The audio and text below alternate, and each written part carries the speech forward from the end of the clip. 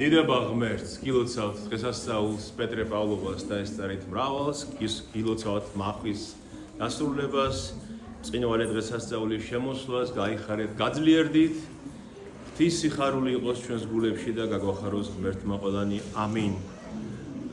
დღეს იყო სახარების მონაკვეთი, რომელიც ჩვენ გვასწავლის თუ ვის შეუძლია ჩვენი ცოდების მიტევება. მე მინდა თქვენს გაგიზიაროთ ეს ადამიანს ცოდების მიტევება რო სჭირდება, საიდან ჩანს ყველაზე მეტად. დღეს მაგალითად ჩვენ ყველას გონია რომ დღეს სწორად ვიქცევით, ხომ ასე? დღეს როცა აწყოში როცა ვცხოვრობთ, ახლა გონია რომ სწორად ვცხოვრობ, ხო? წამოვით ეკლესიაში, გავატარებთ ამ დღეს. გუშინაც სწორად ვიცხოვრობთ, ხო მე მგონი? გუშინ წინაც არა უშავდა. ახლოს რაც არის, ყოველთვის ეს ჩვენი სუბიექტურობა, ყოველთვის გოუნება რომ სწორად ვცხოვრობ. აბა გადახედეთ 10-15 წლის წინ რა იყო. რამდენი შეცდომაა დაშვებული. მაშინაც კი როცა მეღონა 15 წლის რომ სწორად ვცხოვრობ იმ დროს, ახლა რო უყურებ, რამდენი ნამსხვრევები, ნამტროები, რამდენი წენა, რამდენი ცოდვა, რამდენი შეცდომა. ადამიანი ფიქრობს რომ ხსნა სად არის? თუმე დღეს ჩემი თავი მართალი მგონია და შემდეგ აღმოჩნდება რომ თურმე დღესაც არ ყოფილვარ თუცოდველი, ხო? რაშია ხსნა? რაშია დამოს? ვინ გვიშველის, ხო?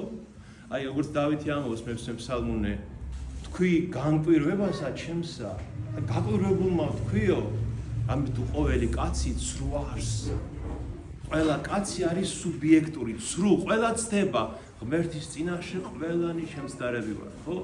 იყურებით 10-15 წლის წინ და რამდენი წყენაა დარჩენილი, რამდენი შეცდომა, თითქოს მარტო სულების ნამსხვრევები ყრია ჩვენს გარშემო, ისაც ჩვენ ჩავიდით, ხო? და ფიქრობ, კაცი რომ მაშინ ხსნა სად არის კაცო? თუ მე მაინც ცოდვას ვერ გავეკეცი ცოდვას. მინდოდა, მეგონა, მაგრამ ვერ გავეკეცი ცოდვას. ყველა ხო ხედავთ ამას ჩვენი ცხოვრებიდან. ანუ გამოხსნა ვის შეუულია გამოხსნა ჩვენ? ქრისტეს ჯვარცმა არის ერთადერთი გამოხსნა ჩვენ.